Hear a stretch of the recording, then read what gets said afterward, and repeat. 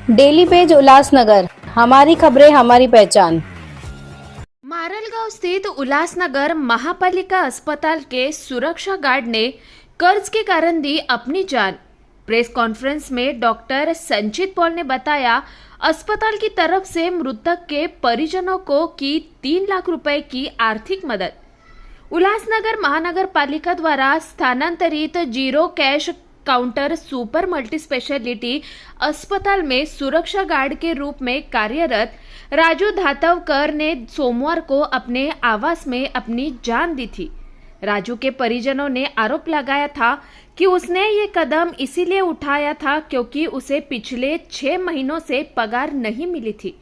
वहीं अस्पताल प्रशासन की ओर से डॉक्टर संचित पॉल ने इस आरोप को खारिज कर दिया और प्रेस कॉन्फ्रेंस में बताया कि राजू ने कर्ज के कारण अपनी जान दी है।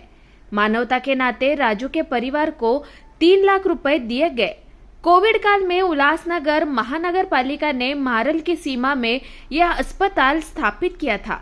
बताया जाता है कि उसने यह रास्ता चुना कर्ज के कारण और कर्ज मांगने वालों के अस्पताल आने के डर से डॉक्टर संचित पॉल ने पुलिस से उनकी तलाश करने की भी मांग की।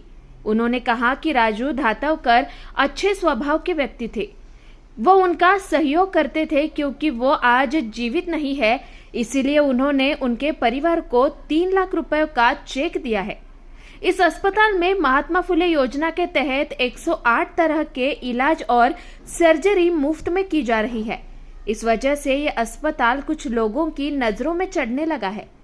डॉक्टर संचित पॉल ने यह भी आरोप लगाया है कि ये अस्पताल कुछ लोगों की नजर में है, इस अस्पताल को बंद करने की कोशिश कर रहे हैं।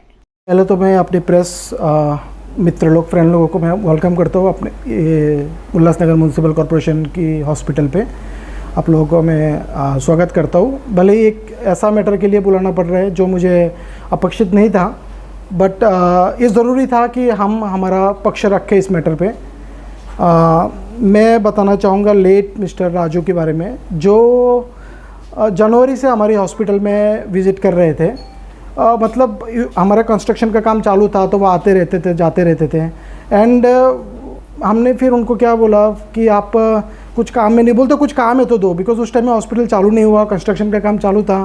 तो वो हमारी गणपति जी की पूजा करते थे एज ए पुजारी बोल के। तो वो जनवरी महीने में हम लोग ये सोच रहे थे कि हॉस्पिटल जनवरी में ओपनिंग होगा, बट ओपनिंग हुआ नहीं था उस टाइम पे किसी कारण से। बट गणपति भगवान मंदिर सब सेट हो गया, तो मंदिर को हम ऐसे नहीं रख सकते, तो मंदिर की पूजा करता था वो रोज़ आके।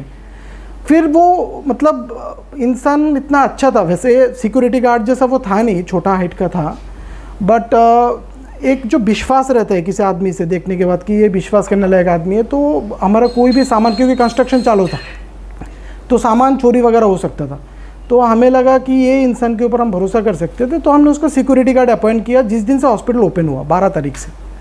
12 फरवरी से वो हमारे पास सिक्योरिटी गार्ड बोल के काम कर रहे हैं। एंड अभी तक भी हमारी पेरोल पे वो है, काम कर रहे हैं।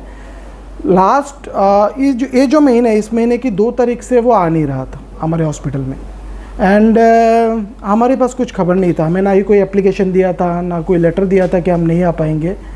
एंड हम लोग उसको जब काफ़ी दिन हो गए नहीं आ रहे, तो हम लोग उससे फॉलो अप चालू किया। हमारे एचआर ने कॉल किया उसको, कभी तो 4-5 बार भी कॉल किया एक ही दिन में कि आप कहाँ पे हो, आप जॉब पे नहीं आ रहे हो, आ जाओ जॉब करने। एंड उसके ऊपर भी वो आई थिंक बीच में एक बार हॉस्पिटल में आए कोई एक दिन, एंड आके बोला कि मैं चर्चा करके ज्वाइन करता हूँ, बट देन भी ज्वाइन नहीं किया। एंड फिर हमें ये उनकी खबर मिली कि उन्होंने सुसाइड किया। फिर इसके ऊपर जब आरोप प्रत्यारोप चालू था, तो हमने उसकी जो डिटेल्स है, एक प्रेस नोट हमने उल्लासनगर म्यूनसिपल कॉरपोरेशन को जमा किया, जिसमें हमने क्लियरली बताया कि जब से वो हमारे पास काम पे है, हर महीने की सैलरी उसको हर महीना पहुंचा है। जिसका, क्योंकि हमारे पास क्या है, कोई भी सैलरी, कॉरपोरेट हॉस्पिटल है तो सैलरी हमारा बैंक अकाउंट थ्रू ही ट्रांसफ़र होता है, तो उसकी पर्सनल अकाउंट पे ही उसकी सारे सैलरीज गए हैं। जब वो पूजा करता था उस टाइम के भी जो पूजा का पैसा था वो भी हमने उसकी अकाउंट पे ही दिए। फरवरी महीने 12 तारीख से जब उसकी काम चालू हुआ तो वो फरवरी महीने का सैलरी भी हमने उसके अकाउंट में दिए, मार्च महीने के भी उसके अकाउंट में दिए। अप्रैल महीने में हम उसके अप्रैल महीने का सैलरी मई महीने में उसके अकाउंट में नहीं दे पाए बिकॉज वो आ नहीं रहा था हॉस्पिटल में। हमें समझ में नहीं आ रहा था कि वो आ क्यों नहीं रहा, वो एब्सकॉन्ड भाग गया काम छोड़ के कि काम में है। ऐसे स्टाफ का हम चेक बनाते हैं, तो हमने उसकी अप्रैल महीने का सैलरी का चेक बना के रखा था जो मई में उसको लेना था, बट मई 2 तारीख से वो हॉस्पिटल आ ही नहीं रहा है। तो वो चेक उस डेट से बना हुआ ही है हमारे पास। अभी हमें एक खबर पता चला, तो जिस दिन ये इंसिडेंट हुआ, वो इंसिडेंट होने के बाद उल्लासनगर की जो वरिष्ठ लोग हैं उन्होंने बोला कि भले ही आपने किया है बट उसको एक आर्थिक मदद करो, बिकॉज वो शायद कुछ तकलीफ़ में होगा, लोन पे होगा, जो भी है।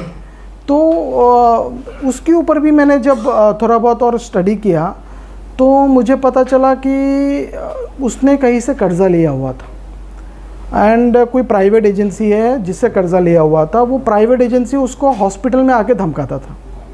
उसको पता चल गया था इधर काम करता है और उसको एक डेडलाइन दिया कि ये तारीख तक पैसा नहीं मिलेगा तो हम देख लेंगे। तो उसने किया कि उस तारीख से हॉस्पिटल आना बंद कर दिया। उसका ना आने का कारण हमें उस दिन पता चला एंड डर के मारे, क्योंकि वो प्राइवेट प्लेयर को पता चल गया कि इस हॉस्पिटल में काम करते हो, तो डर के मारे ड्यूटी पे ही नहीं आ रहा था। अभी जो हमारे ऊपर आरोप था कि आपने सैलरी नहीं दिया बोल के वो उसने सुसाइड किया, अगर सैलरी उसका इम्पोर्टेंस होता था वो तो काम पे आता था, क्योंकि उसको पता है कि काम पे आऊँगा तो सैलरी मिलेगा। वो काम पे आना बंद किया, मतलब उसने जिससे भी पैसा लिया उसका डर था उसको कि वो आदमी मुझे इधर आके वापस पकड़ेगा, वापस टॉर्चर करेगा या साइकोलॉजिकली जो भी त्रास देगा। वो एक एंगल किसी ने भी बात नहीं किया, बट आरोप क्या लगाया गया? हमारे ऊपर लगाया गया। दूसरा आरोप हमारे ऊपर क्या लगाया जा रहा है कि हमारे यहाँ 35-36 ऐसा स्टाफ है जिनको हम लोगों ने सैलरी नहीं दिया। आपको सिर्फ बताना चाहूँगा कि ये हॉस्पिटल उद्घाटन हुआ 12 फरवरी को एंड इस हॉस्पिटल में गवर्नमेंट स्कीम चालू हुआ 16 अप्रैल से। 16 अप्रैल से मेजॉरिटी स्टाफ ज्वाइन किया है, तो उनका 5 महीने के सैलरी आउटस्टैंडिंग कैसे हो सकता है जब 16 अप्रैल से बहुत मेजॉरिटी स्टाफ ने ज्वाइन किया। 16 अप्रैल से एडमिशन चालू हुआ, मतलब यहाँ पे आईपीडी पेशेंट एडमिट होना चालू हुआ 16 अप्रैल से। 16 अप्रैल से लेके आज तक रोज़ पेशेंट एडमिट हो रहे हैं एंड 300 के ऊपर पेशेंट ने इधर ट्रीटमेंट ले चुके हैं, जिनका फीडबैक हम हमारे सोशल मीडिया पेज पे मेजॉरिटी पेशेंट का लगाते हैं। अगर हम स्टाफ को सैलरी नहीं देते हैं, कोई भी स्टाफ अपना दिलो जान से क्यों उस पेशेंट को ट्रीट करेगा? क्या उसका कोई रिश्तेदार है, नातेदार है कि दिलो दिमाग से उसको ट्रीटमेंट करेगा? उसको पगार मिलता है बोल के वो हम पेशेंट को सर्विस दे पाते हैं, पेशेंट को क्वालिटी ट्रीटमेंट दे पाते हैं। इतना जो पेशेंट डिस्चार्ज हो रहा है, इतने सर्जरी जो हम कर रहे हैं इस हॉस्पिटल में, वो इसलिए कर पा रहे हैं बिकॉज हम हमारे स्टाफ को उसकी ज़रूरतमंद के जो पगार है वो हम दे पाए हैं। इसकी वजह से उन्होंने इधर ज्वाइन किया है और पेशेंट को सर्विस दे रहे हैं, और सर्विस कम देने से कतराते हैं कि हम उनको निलंबन ना करें कि अगर सर्विस बरोबर नहीं दिया तो उनका डर है कि हम निलंबन ना करें, ना कि ये डर है कि हमें सैलरी नहीं देते। सैलरी जब आप देते हो तो भी एक स्टाफ को डर रहता है कि भाई हमारे यहाँ से काम से ना निकाल दिया जाए। ये है हमारा मतलब ये जो दूसरा आरोप चालू है कि स्टाफ का नहीं दिया। ये मैं सिर्फ एक चीज़ बताना चाहूँगा कि कोई भी जब एक ऑर्गेनाइजेशन नया चालू होता है वो परफेक्ट नहीं होता है। ब्रीचकंडी हिंदुजा हॉस्पिटल भी परफेक्ट नहीं है, तो उसको परफेक्ट बनाने की कोशिश किया जाता है, उसके लिए मेहनत किया जाता है कि परफेक्ट बनाया जाए। ये हॉस्पिटल चालू होके 2 महीना कंप्लीट नहीं हुआ है। हम भी, मैं क्या बोल सकता हूँ कि कहीं पे हम भी परफेक्ट नहीं है, हम उसको परफेक्ट बना रहे हैं। एक ऐसा कॉन्सेप्ट पे हम इसको परफेक्ट बना रहे हैं जिसे कहते हैं नो कैश काउंटर, मतलब कुछ गवर्नमेंट के लिस्टेड 1200 प्रोसीजर जिसको इधर फ्री में ट्रीटमेंट मिलता है, ठीक है, उसके बारे में तो हम अलग से बात करेंगे। ये जो प्रकरण है इसमें जो भी आरोप हमारे ऊपर लगाए गए हैं उसका मैं डॉक्यूमेंट रेडी किया हूँ सो दैट मैं प्रेस को दे पाऊँ। ये प्रेस कॉन्फ्रेंस होने के बाद उसकी जो मंथली वाउचर्स है वो उसका कब से वो नहीं आ रहा है उसका पंचिंग रिपोर्ट एंड हमारा प्रेस नोट मैं आप सबको हैंड ओवर करूँगा, इसकी एक कॉपी। अभी 2 तारीख के बाद जब वो गायब हुआ उसके बाद से आप लोगों ने कॉल किया, बट फिजिकली उसको ढूंढने की कोशिश की गई क्या? हमने, हमारे पास से अगर कोई स्टाफ बिना इन्फॉर्मेशन देके नहीं, अगर जॉब पे नहीं आते हैं तो एज ए कॉर्पोरेट ऑर्गेनाइजेशन हमें समझा जाता है कि शायद उसने जॉब से एब्सकॉन्ड किया है, मतलब उसको कोई दूसरा जॉब मिल गया और ये हमें बिना नोटिस देके चला गया। बट फिर भी हमने उसको कम से कम 4-5 बार उसको 4-5 दिन उसको कॉल किया कि ये कहाँ पे है, उसका क्या स्टेटस है, और हमने एब्सकॉन्ड डिक्लेयर किया नहीं, हमने उसका के बारे में बता रहे। और उस टाइम जो बॉडी आई सेंट्रल हॉस्पिटल में, और एक जो सिक्योरिटी था उसका भी कहना यही है कि हमारे को पगार नहीं दिया जा रहा है। और किसी मैडम का नाम ले रहा था। मैं आपको वापस बता देता हूँ कि इस हॉस्पिटल में जितने लोग काम करते हैं सबका सैलरी मंथली बेसिस पे हो जाता है।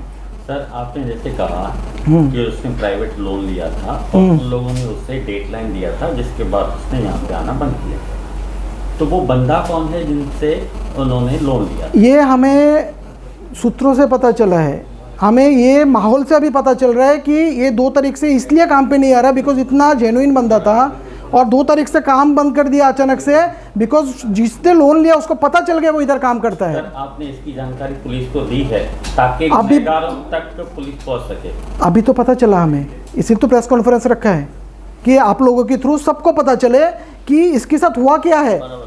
उसको पगार हमारी तरफ से मिलने के बाद भी अगर उसने सुसाइड किया तो उसका जिम्मेदार कौन है? वो आदमी को पकड़ा जाए, ना कि एक हॉस्पिटल को कसूरवार बनाया गया जो एक ऐसा कंसेप्ट महाराष्ट्र में लेके आया जिसमें हर गरीब मिडिल क्लास को फ्री ट्रीटमेंट मिले। ये जो एक चल रहा है, मैं आपको अभी बताना चाहता हूँ कि दूसरा मुद्दा, एक कैंपेन चल रहा है इस हॉस्पिटल को बंद करवाने के लिए। कुछ लोगों को पेट दर्द हो रहा है कि फ्री ट्रीटमेंट कैसे दिया जा रहा है गरीबों को। ये मिडिल, मैं बताता हूँ आपको, आने दीजिए। कुछ एक ग्रुप बन चुका है जिनका पहले दिन से, आज से नहीं, जब से हॉस्पिटल बन रहा था, गुंडे आते थे, मेरे वर्कर को मार के जाते थे। हॉस्पिटल में काम क्यों कर रहा है, मार के चले जाते थे। इधर सिर्फ वर्कर को नहीं, पेशेंट के रिलेटिव को दौरा के मारते थे गेट के सामने। इधर पेशेंट लेके क्यों आए? फीमेल स्टाफ इधर जाते हैं, जानबूझ के इधर दारू की दुकान के सामने रुक के दारू पी के इनको छेड़ते हैं। फीमेल स्टाफ बंद कर दे, नर्सिंग स्टाफ आना हॉस्पिटल में, मेरे पेशेंट लोग आना, पेशेंट लाना बंद कर दे गरीब लोग कि भाई हमें इधर मारा जाता है। ये जो सुनने दे, मैं बोल लेना चाहिए, ये जो बना दिया ना ये कल्चर, देखिए एक लॉबी बन गया है जिनका काम है फ्री ट्रीटमेंट नहीं होना चाहिए। फ्री ट्रीटमेंट मिलेगा ना तो बहुत लोगों का बिजनेस बंद होगा। फ्री ट्रीटमेंट बंद करवा दो। यहाँ जो ये फ्री में सिटी स्कैन हो रहा है, फ्री में सोनोग्राफी होता है, फ्री में एक्सरे, फ्री में ईसीजी, ब्लड टेस्ट होता है, नहीं होना चाहिए फ्री में, क्योंकि इससे बहुत लोगों को प्रॉब्लम हो रहा है। फिर आप फ्री कर रहे हो, ठीक है, टेस्ट फ्री कर दिया, अब तो ट्रीटमेंट भी फ्री कर रहे हो। और ट्रीटमेंट में सिर्फ सादा ट्रीटमेंट नहीं, तो अब तो सब फ्री कर रहे हो। आप अपेंडिक्स भी कर रहे हो, फिस्टुला भी कर रहे हो, आप एंजियोप्लास्टी भी कर रहे हो, आप स्ट्रोक का भी ट्रीटमेंट फ्री में दे रहे हो, आप स्पाइन का भी कर रहे हो, आप घुटना भी रिप्लेस करके दे रहे हो। ऐसा पेशेंट है मेरे पास जिसने बोला मैं ज़िंदगी में कभी नहीं सोचा खड़ा होऊंगा, वो पेशेंट खड़ा होके गया हॉस्पिटल से प्रणाम करके। ये कुछ लोगों को हजम नहीं हो रहा है उसका। मेरे पास बहुत सारे, अभी कल रात का इंसिडेंट है, मेरे सिक्योरिटी कॉन्ट्रैक्ट वाले सिक्योरिटी गार्ड को रात को आके धमका के गया, तुम लोग इधर क्यों काम करो, निकलो यहाँ से। आए दिन हो रहा है, मेरे स्टाफ को मारा जा रहा है। अक्षय के ऊपर एक बार कुछ 3-4 गुंडों ने रास्ते में पकड़ लिया इसको, एक कोऑर्डिनेटर है।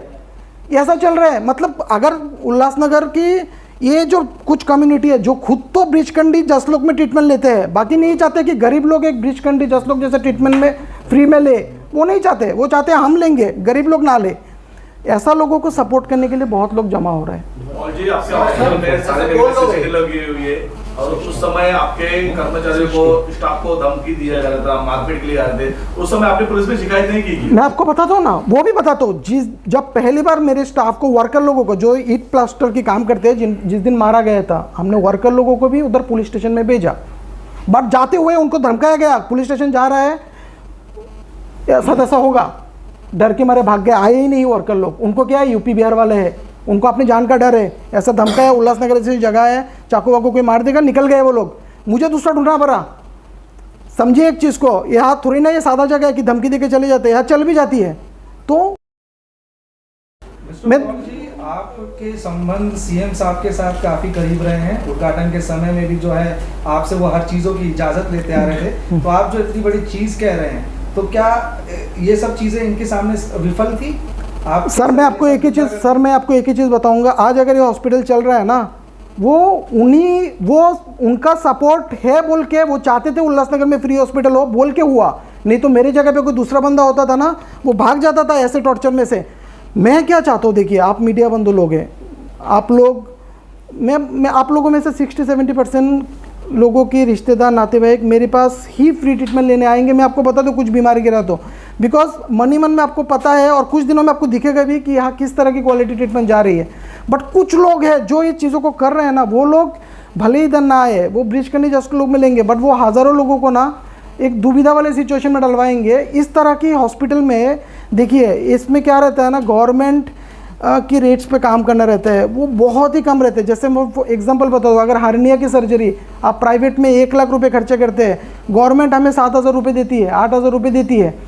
इस रेट में डॉक्टर जमा करना, स्टाफ जमा करना, उनको ट्रीटमेंट देना, उसके लिए डॉक्टर लोगों को मोटिवेट किया जाता है कि भाई ये एक ऐसा काम है, एक भगवान की जैसा काम है और उससे बहुत गरीब लोगों को फ़ायदा मिलेगा। स्टाफ को भी ऐसे मोटिवेट किया जाता है कि आप बहुत ज़्यादा काम कर रहे हो, ठीक है, माना जा रहा है, बट बहुत सारे गरीब लोग जिन्होंने कभी नहीं सोचा उनको फ्री में सर्जरी होगा, वो हो रहा है।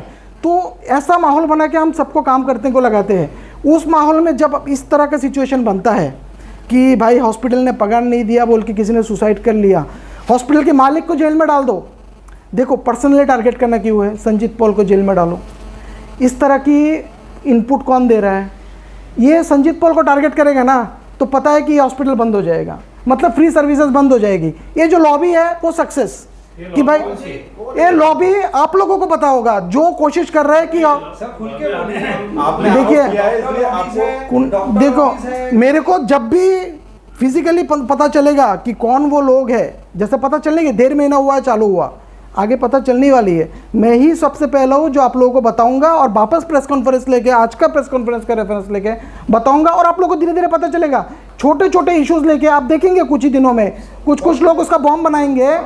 महाराष्ट्र में एक स्कीम चलता है, महात्मा ज्योतिबा फुले जन आरोग्य योजना। इस स्कीम के पात्र वही लोग हैं जिनके पास येलो और ऑरेंज राशन कार्ड है। अभी सिर्फ राशन कार्ड लेने से नहीं होता है, राशन कार्ड के साथ आपके पास एक सरकारी आईडी कार्ड होना चाहिए, आधार कार्ड, पैन कार्ड या कोई भी और गवर्नमेंट के आईडी कार्ड। वो लोग क्या करते हैं, वो राशन कार्ड और वो आईडी कार्ड को वेरीडेट करते हैं, बिकॉज राशन कार्ड में फ़ोटो प्रूफ नहीं होता, इसलिए कोई फ़ोटो प्रूफ चाहिए होते हैं। ये 2 चीज़ जिनके पास है वो इधर पे सरकारी योजना वाले जितने बीमारी है सबका फ्री ट्रीटमेंट ले सकते हैं। अभी आती है आयुष्मान कार्ड, क्योंकि हमारा हॉस्पिटल अप्रैल में ही चालू हुआ, गवर्नमेंट का सॉफ्टवेयर अपग्रेड मोड में है, आयुष्मान का आईडी पासवर्ड जनरेट नहीं हुआ है। और आयुष्मान एक सेंट्रल स्कीम है और महात्मा ज्योतिबा फुले एक स्टेट स्कीम है, स्टेट ने अप्रूवल दे दिया, आयुष्मान का आईडी पासवर्ड पेंडिंग है। अगर आयुष्मान का आईडी पासवर्ड कल परसों या अगले हफ्ते में कभी भी आ जाते हैं, तो जिनके पास आयुष्मान कार्ड है पूरा भारतवर्ष में, सिर्फ यहाँ का नहीं बोल रहा हूँ, पूरा भारतवर्ष, जिनके पास भी आयुष्मान कार्ड है वो हमारे हॉस्पिटल में फ्री ट्रीटमेंट ले सकते हैं। जो मुद्दा है राजू ने जो सुसाइड किया उसके विषय में मुद्दा है। यस। बाकी हमारे हॉस्पिटल में सुविधा क्या है, कैशलेस है, उस पूरे शहर को मालूम है कि स्टेट गवर्नमेंट ये सब काम करती है। सर, ये आपने मेरे सवाल से मेरा ये इसी बात से कनेक्ट है कि आपके यहाँ पर एक एजेंसी के द्वारा यहाँ पर राजू को भेजा गया था, कोई एजेंसी जिसके लिए कल महानगर पालिका के बैन नारे लगे थे, एजेंसी के थ्रू यहाँ पर वो काम पे आए थे? नहीं, राजू एजेंसी में नहीं था, राजू हमारे हॉस्पिटल की पेरोल में था। पवन जी, इस मामले में ये भी कहा जा रहा है कि पीड़ित के घर वालों को कुछ पैसों की आर्थिक जो है मदद भी की गई है। यस, मैं आपको इसके ऊपर ही बताता हूँ। जब मुझे ये इंसिडेंट पता चला, शाम की करीब 7 साढ़े 7 बजे मुझे ये पता चला कि राजू ने सुसाइड कर लिया। मैं आपको ये बता सकता हूँ दावे से कि इतने सारे स्टाफ में से ना, मेरे बहुत हॉस्पिटल है, बहुत स्टाफ है, राजू को मैं पर्टिकुलरली जानता था। क्यों? बिकॉज मेरी एक जो विश्वास है गणपति भगवान, वो गणपति भगवान ड्यूटी में ज्वाइन करने के बाद भी पूजा करता था रोज़। वो एक लौता इंसान था जिसकी वजह से मैं ये मान के चल सकता था कि गणपति भगवान के सामने अगरबत्ती चालू रहेगा, दिया चालू रहेगा। तो जब मुझे ये इंसिडेंट पता चला, मेरे लिए एक शॉकिंग ही था। फिर मुझे एक 8 साढ़े 8 बजे ये पता चला कि राजू के रिश्तेदार परिवार वाले किसी भी संस्था के संपर्क में है जो बोल रहे हैं कि अगर कार्रवाई नहीं हुआ तो हम हॉस्पिटल के सामने आके हॉस्पिटल को बंद करेंगे। सो मैंने सोचा दिस इज शॉकिंग, हमारी क्या गलती है उसमें, हम तो सैलरी दे रहे हैं उसको बरोबर, वो नहीं आ रहा है और वो हमें अभी पता चला कि उसने सुसाइड किया। अगर मुझे थोड़ा भी पता रहता कि वो मानसिक तार से, मैं पर्सनल लेवल पे हेल्प करता था उसको, बट वो हमें पता नहीं थी। तो 9 साढ़े 9 बजते ही फिर ये पता चल गया कि आप उसके रिश्तेदार को मदद कीजिए। मैं बोला ब्लैकमेलिंग में मदद नहीं करूँगा बिकॉज मेरी कोई गलती नहीं है उसमें। 10 बजते हुए मेरे को कुछ जो उल्लासनगर के वरिष्ठ लोग हैं उन्होंने बोला कि ये ब्लैकमेलिंग की तरफ से आप मदद मत समझो, एक गरीब है, उसका जो भी उसका फाइनेंशियल है, उसका परिवार उससे उभर जाएगा अगर आप मदद करेंगे। एंड आपके लिए कोई बड़ा अमाउंट होगा नहीं, बट उसके लिए बहुत बड़ा अमाउंट होगा। तो मैंने 10 बजे मुझे 5 मिनट भी नहीं लगे डिसीजन लेने में कि इसको मैं 3 लाख रुपए का चेक भेज रहा हूँ। सर चेक आपने भेजा था? मैंने भेजा, मेरे साइन का चेक है। जब जांच चल रही है तो आर्थिक सर जो है आप मदद कर रहे हैं ह्यूमैनिटी बेस में, तो हाँ। आपको लगता नहीं कि गैर कानूनी है? ये दिमाग में मेरे था। जो भी वरिष्ठ लोग थे जो मुझे समझाने के लिए फ़ोन किया तो मैंने उनको भी ये पॉइंट बताया था कि ये कहीं तो भी ये प्रूफ करेगा कि मैं इधर इन्वॉल्व हूँ। तो उनका ये कहना था कि सबको पता है, मतलब जो वरिष्ठ लेवल में है सबको इनडायरेक्टली पता है कि आप उसमें इन्वॉल्व नहीं है, आप टारगेट बने जा रहे हो, मगर अगर आप उसको मदद करोगे, उसका फैमिली और ये जो कुछ लोग जमा हो गए उनको, वो उल्लासनगर के बाहर वाले थे, वो भी मुझे पता है, जो भी लोग उनको जमा हो गए सपोर्ट करने के लिए, उनको बल नहीं मिलेगा हॉस्पिटल को आके तामझाम करने के लिए। हॉस्पिटल में 100 पेशेंट एडमिट है। अभी अगर मैं थोड़ा कंप्लीट करता हूँ, अगर वो बॉडी लेके तामझाम करते हुए मेरे हॉस्पिटल के सामने आते थे, उसका मेरे पे क्या असर गिरता था, जिसकी वजह से मुझे लगा कि मदद कर देना ज़्यादा बेटर होगा।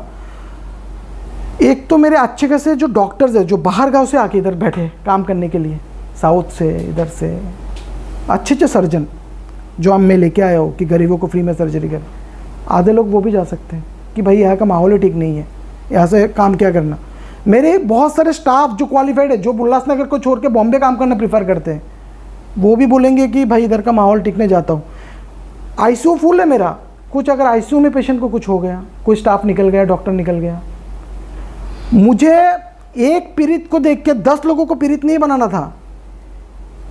तो उस मोमेंट पे मुझे ये सही लगा कि एक गरीब जो अगर किधर से लोन लेके त्रास है, और जो मेरे हॉस्पिटल में मतलब 12 तारीख से लेके अप्रैल की 16 तारीख तक, जिस दिन तक स्कीम नहीं आया, गणपति भगवान की इतना अच्छे से पूजा किया, मुझे लगता है जिस आशीर्वाद से मुझे इधर स्कीम जल्दी मिल गया, नहीं तो स्कीम 6-6 महीने तक नहीं मिलती है, उसके लिए मुझे 3 लाख रुपए देना पड़ा। मुझे उसके लिए कोई ऐसा फीलिंग नहीं है कि मैंने किसी के दबाव में या करप्शन में किया, मुझे उसको मदद करना था, ये समझ के किया।